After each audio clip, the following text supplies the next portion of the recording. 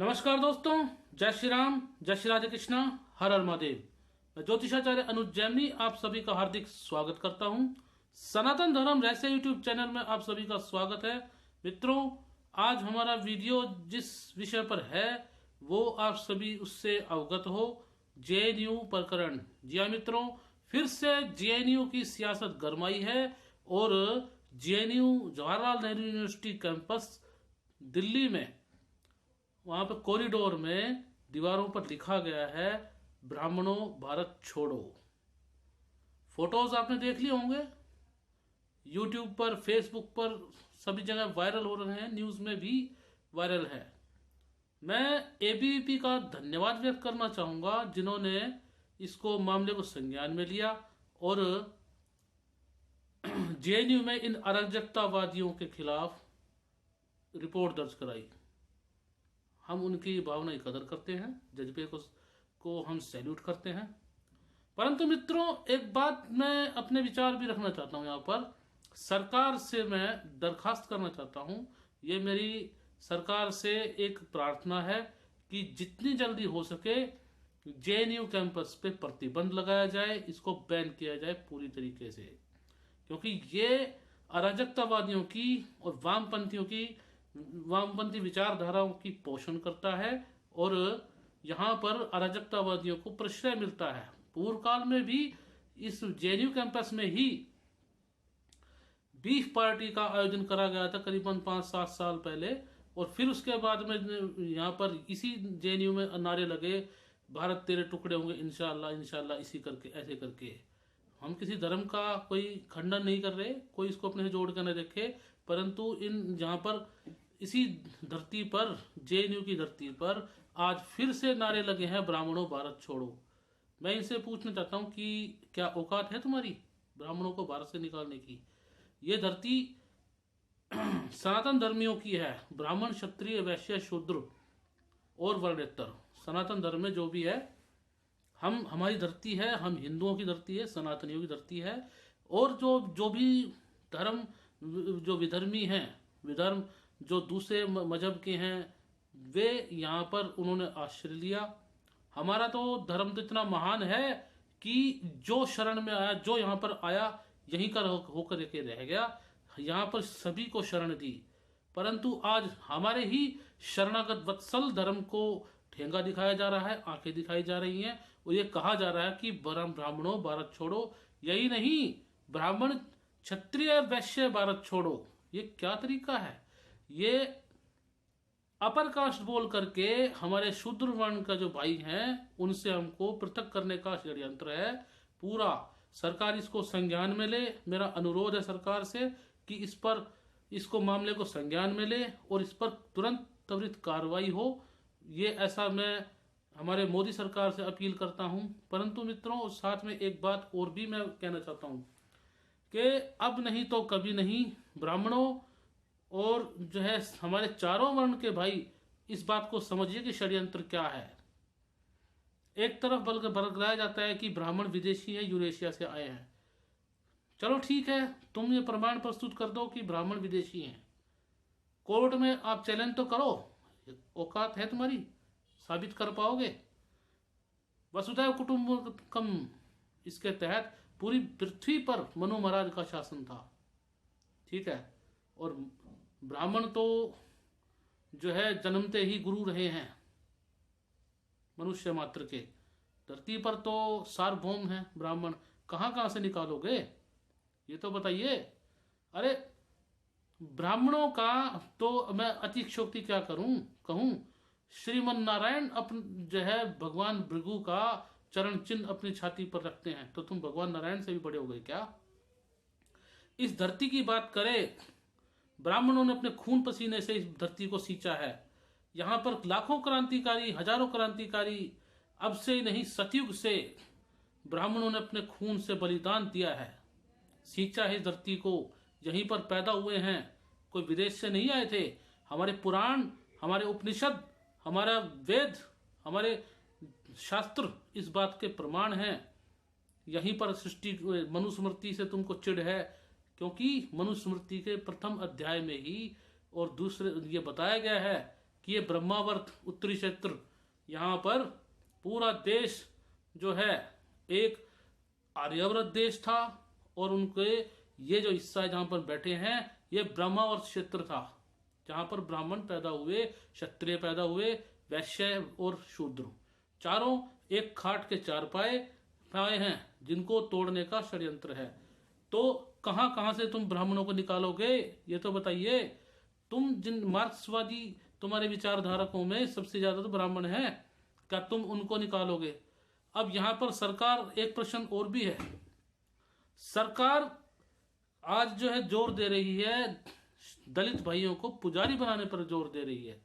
अब वो मंदिर में पुजारी कर्म के आधार पर ब्राह्मण भी बनेंगे, तो तुम ये तो तय कर लो पहले कि तुम निकालोगे किनको, कर्मणा वालों को या जन्म वालों को। ये मुख्य यक्ष प्रश्न है तुम्हारे साथ। और दूसरा, तुम हो कौन पहले ये बात बताइए। ये लोगों को सरकार से भी दिक्कत है, इन लोगों को शासन तंत्र से भी दिक्कत है, इन लोगों को हमारे धर्म के जो सबसे पहला वर्ण ब्राह्मणों से भी दिक्कत है, क्षत्रियों से भी दिक्कत है, इनको हमारे जो है वैश्य भाइयों से भी दिक्कत है, इनको शूद्र भाइयों से भी दिक्कत है। एक भी जो इनमें से है, अगर ऐसा वास्तव में जो मानता हो कि अपने आप को देश के लिए कर सकता हो, कोरोना काल में अनिरुद्धाचार्य भी ब्राह्मण हैं, उन्होंने न जाने कितने ब्राह्मण, मतलब मनुष्यों को ही नहीं, पशुओं में वानरों को तक भूखा नहीं रहने दिया अपने क्षेत्र में। जितने कथावाचक है, देवकीनंदन ठाकुर, उन्होंने बहुत अच्छा कार्य किया कोरोना काल में। अकेले ब्राह्मणों की बात नहीं है, हमारे वैश्य समुदाय के भाइयों ने भी निशुल्क लंगर चलाया, जहां पर कोई जात पात नहीं देखा, कोई धर्म नहीं देखा। कुछ मलेच्छ लोग जो मुसलमान या हो या कोई भी किसी धर्म का हो, उन सबको भोजन बराबर मिला। और सबसे ज्यादा आज भी ब्लड डोनेशन कैंप में ब्लड देने वाले, रक्तदान करने वाले ब्राह्मण हैं। और कारगिल युद्ध में शहादत पाने वाले भी ब्राह्मण भी थे। ये नहीं कहता सबका मतलब योगदान नहीं है, सबका योगदान था, परंतु मैं ये कह रहा हूं कि ब्राह्मणों का भी योगदान था। मंगल पांडे क्रांतिकारी, जिन्होंने अंग्रेजों के खिलाफ बिगुल बजाया था, यहाँ पर गो सेवा, गो रक्षा के लिए, जहां पर अंग्रेजों ने चर्बी वाले कारतूस प्रयोग किए थे, इसके खिलाफ आवाज उठाई थी, वो भी ब्राह्मण थे। लक्ष्मी बाई भी ब्राह्मण थी, बाजीराव पेशवा ब्राह्मण थे, ठीक है। और शिवाजी महाराज के गुरु ब्राह्मण थे, ये भी बात ध्यान रखनी चाहिए।